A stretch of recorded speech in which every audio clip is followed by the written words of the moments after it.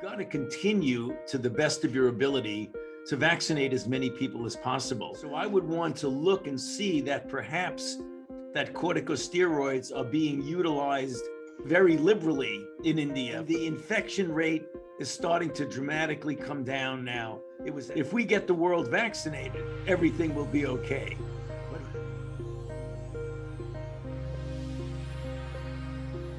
Thank you for joining us today. I'm Sriram Lakshman, the Hindu's US correspondent, reporting from Washington, D.C. We have a very special guest with us today, Dr. Anthony Fauci, director of the US's National Institute of Allergy and Infectious Diseases. Dr. Fauci has become a household name across the world, advising the White House, first in the Trump administration and now in the Biden administration, on its COVID-19 response. Through his decades-long career, Dr. Fauci has worked with 7 American presidents on a number of public health situations and also advised on diseases impacting developing countries. Dr. Fauci, thank you so much for joining us today. My pleasure. Thank you for having me.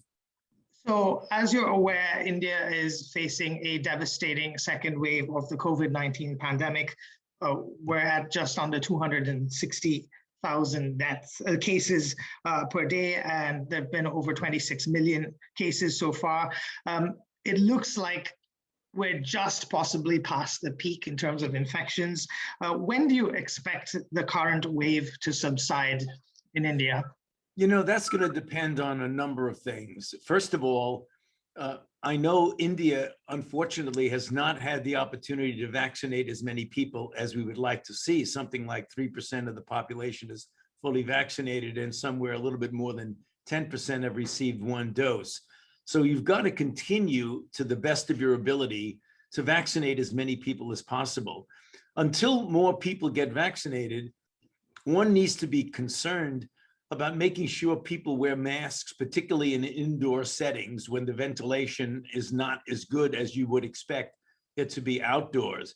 You know, I had been asked several times by Indian journalists about what my recommendation would be, and I had said that you should shut down whatever region or state in India is actually having a big surge.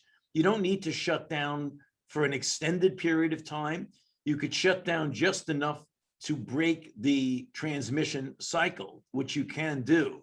So I think continue wearing a mask, pushing on the vaccination to the extent you possibly can, and where you have a high degree of infection, to make sure you keep it shut down until it starts to come down. Are you advising mask wearing indoors, even with people who are halfway through their vaccination schedule? You know, the CDC in the United States recommends that if individuals are fully vaccinated, they don't need to wear a mask indoor. But I would wait until you were fully vaccinated as opposed to halfway through the vaccination procedure. And Dr. Fauci, you're probably aware that they've increased, because there's a shortage of vaccines, they've increased the gap between the doses to 12 to 16 weeks.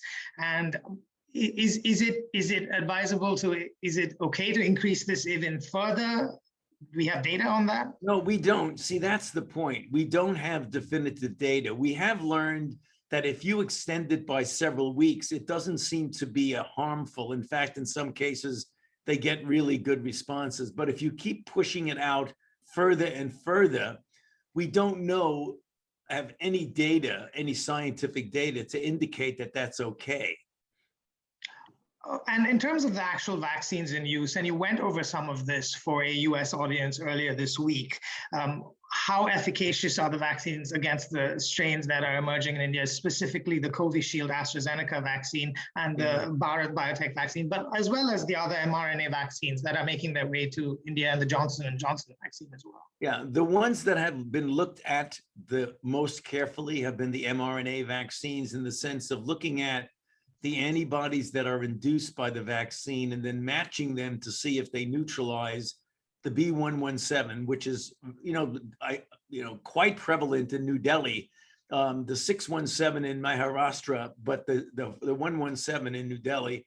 I mean, that's probably changing now. So I'm not really quite sure today what the dominant ones that are spilling over into other states.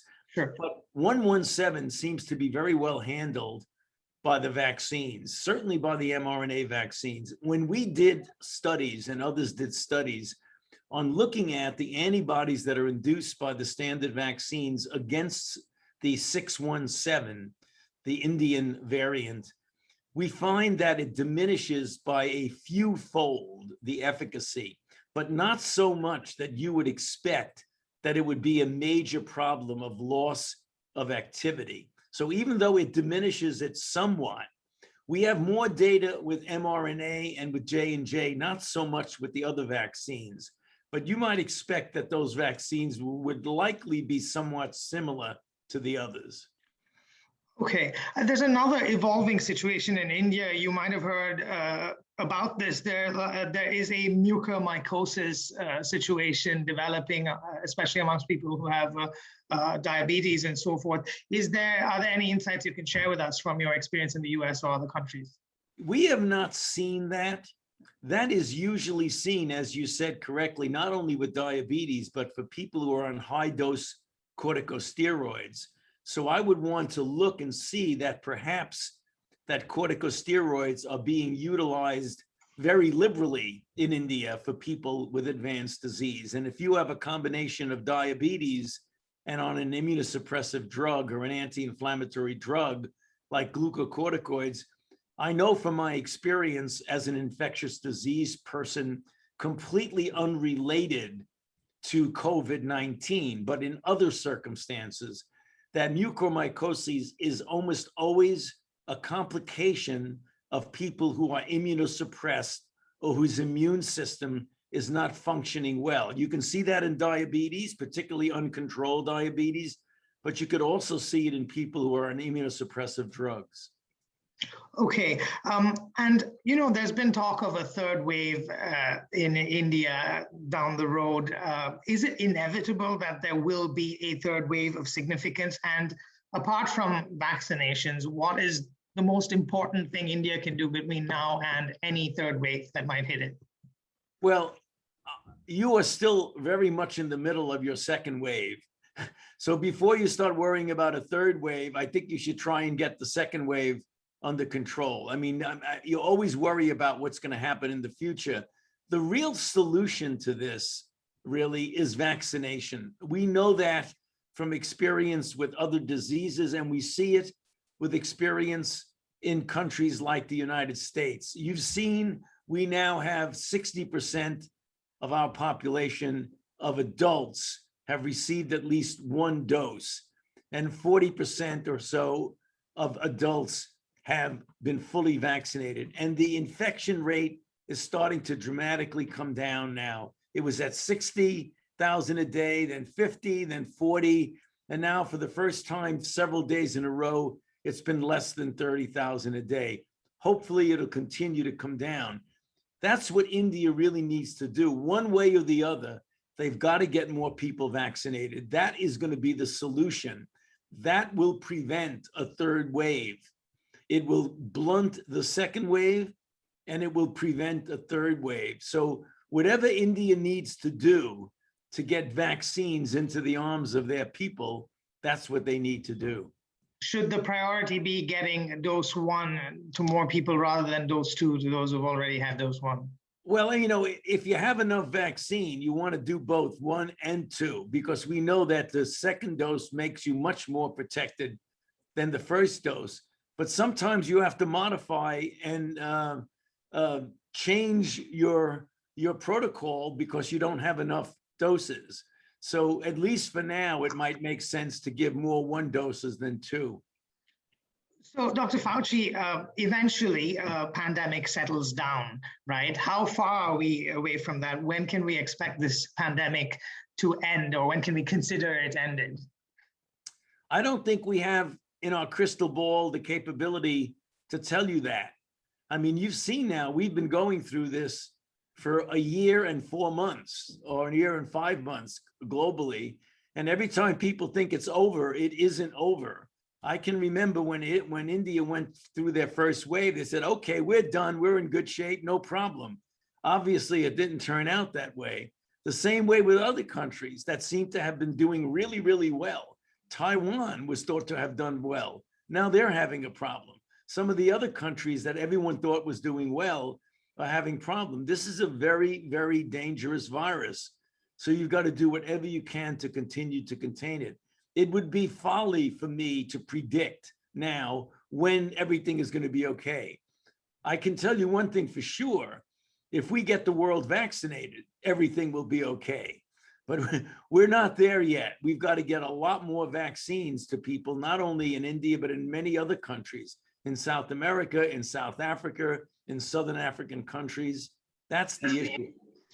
So this past year, the overwhelming focus to the COVID-19 response has been developing vaccines, understandably.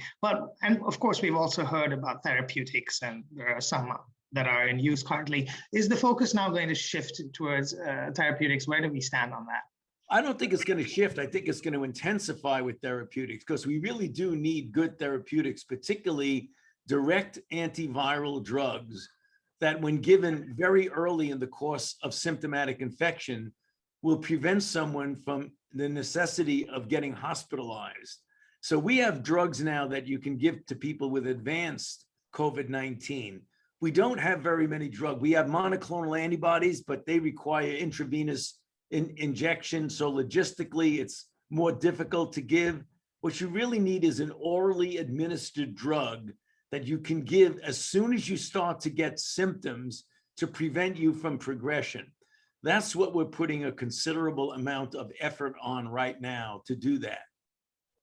And I know there are no crystal balls here, but can we expect some good news on that front, say later this year? I know that there are a couple of drugs that are now in testing. There's one drug from Merck, there's one from Pfizer that we're looking at. But we're also doing what's called targeted antiviral therapy, similar to what we did many years ago with HIV drugs, where you look at the replication cycle of the virus and you identify vulnerable targets of the replication cycle and specifically design a drug to inhibit that particular vulnerable target. We've got to do that quickly because we are in need of better therapeutics. Right, and Dr. Fauci, you're probably aware that results from a recent study in Spain became available a few days ago, mixing vaccines, when there aren't, for example, enough doses of the same vaccine in a 2-vaccine schedule. Is this something we could extend to, say, AstraZeneca and Johnson & Johnson? The studies have looked at AstraZeneca and mRNA vaccines. Yeah, I mean, you need to do the studies because the original trials were done consistently with a prime boost from the same vaccine. It is quite conceivable that you might be able to mix them, but we don't know the precise results. And that's why there are organizations and countries that are doing studies to determine that if you mix one, namely give a prime of one and a boost with another, whether you get as good a response as if you stay with the same vaccine. I would imagine that you would get a reasonable response, but we don't know that. We have to test that.